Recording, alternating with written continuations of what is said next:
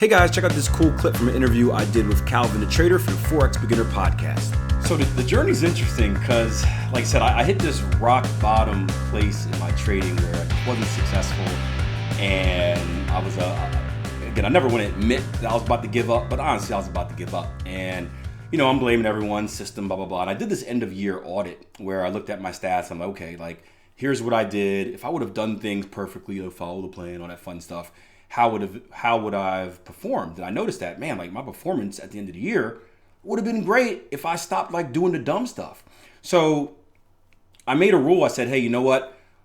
New Year's beginning, I'm just going to focus on making less mistakes. So if I'm making 30 mistakes a month, my goal in January is to make 29. If I do 29 in January, my goal in February is to make it, 28. Just one less, and really like became process driven. And again, I disconnected from the money because I kind of gave up on being successful. My nest egg was running out. I was writing out resumes. I didn't think the trading thing was going to happen, at least the way I thought it would.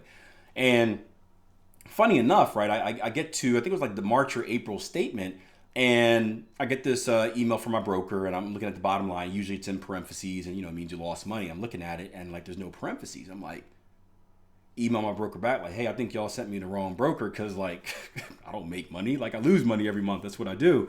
And they're like, no, Mr. Stokes, account number, blah, blah, blah, blah. And I'm like, what? Like I actually made, and that was the turning point. I'm like, I started making profit because I was trading the right way. I wasn't thinking about the money. I was just judging myself on, am I taking good trades? And that was the biggest light bulb moment for me. Now, the problem was at the time, I had lost so much money that although I can be profitable in the market, it wasn't enough that I can live off of, right? Again, I had no jobs, whatever like that, or one part-time job, and like, I can't live off this, so what do I do?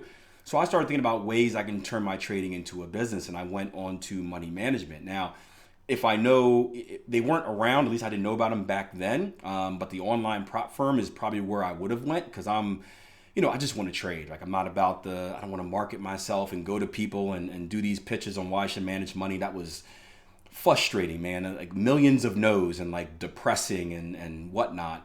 But the online prop firm thing wasn't a thing back then. I didn't want to pick up my life and kind of move to like New York and work for a brick and mortar.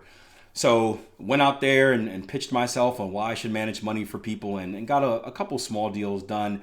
And it wasn't until I got the big deal done that I started really thinking about my future. And I remember I went up to New York City, took the train up there. They had a limo pick me up, drove me down to like the same place like Mariah Carey and all these places people live in, like right near the water, like rich and flashy stuff. So I'm like, oh, geez, here we go. So I'm giving my pitch. I'm getting the stone face the entire time. Like I'm like, all right, here we go. Another no. Here we go.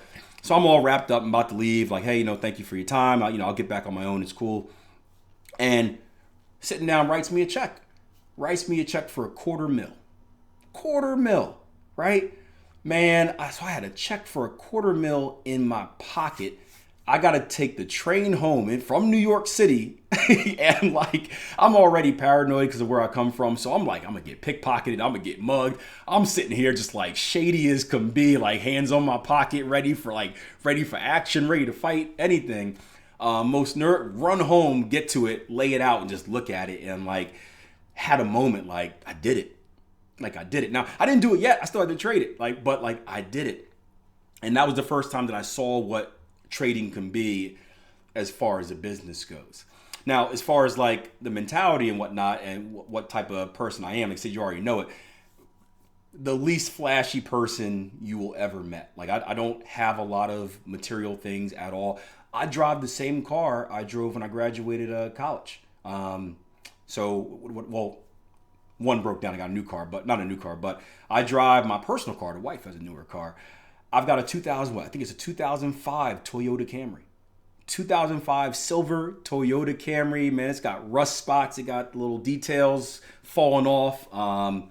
And a lot of people will clown me out there where it's like, why don't you get a new car or whatever like that? And I want a new car, don't get me wrong, but I believe in purposeful decisions, right? My car gets me from A to B. It passes inspection each year. There's no need. Like when it breaks down, I will get something new. I will get an upgrade, but I just don't believe in spending money on stuff like that. It's never been my personality. Same thing with clothing, right? You'll see me in this or like a black t-shirt, like 90% of the time. Things I do spend money on are like sporting events. I love sports. I'm spending a bunch of money on, probably in a couple years when the World Cup's here in the USA, trying to get some World Cup tickets, or like, when my kids their attention span gets long enough to go see like a basketball game or a football game, I'll spend money on stuff like that. But just never been a flashy individual. Again, where I'm from, if you show it off, you're just a bigger target for someone to take it. He's coming to get you. And that's the environment I grew up with. I don't want a bigger target on me at all, because I'm just, I'm low key. I don't want to be about that life. So I don't want to give them any reason to be like, hey, let's come get something. Because if you come, you ain't gonna get nothing. Ain't nothing here for you to get. But one thing I can bet, Akil, listen, I bet you them family vacations be nice. I bet you that. I bet you that, my brother. There we go. We spend stuff on the stuff that matters like that. But yeah, just a low key life. And at the same time, like we spoke about earlier, like I want my kids growing up humble. Like I don't want them in this mindset. It's hard already for kids because they don't, my kids know what money is now. But when they first grew up, like, oh yeah, Dad, just buy this. Like, what do you mean just buy it? Yeah, just take money out and buy it. Use that card thing you got. Like, no, it doesn't work like that. Like, money goes away. And so we're trying to teach them those lessons of like, money is you get money for working hard and you get a limited amount of it. So you got to be smart with your decisions. So just my nature, and look, hats off to anyone who wants to buy that stuff. Look, rule of thumb, your money, you do whatever you want with it. I do not judge anyone that does anything with their money because we all have different desires. Just for me personally, I just don't get pleasure from things like that. I get pleasure for, like you said, vacations. I get pleasure from being able to go to concerts or being able to go to sporting events, or like, just being able to stuff like, hey, I can go buy my kid a toy without, checking the credit card statement to make sure the car is not going to be overdue or overdraft or something like that. Just that comfort is what I get joy in. Hope you guys enjoyed the clip. If you want more, check out the interview I did with Calvin the Trader for the Forex Beginner Podcast. It's available on your favorite podcasting app as well as YouTube. It's titled From Janitor to $250,000 Funded in 1 Year Forex Success. Again, that's the Forex Beginner Podcast hosted by Calvin the Trader. Check it out. Let me know what you think.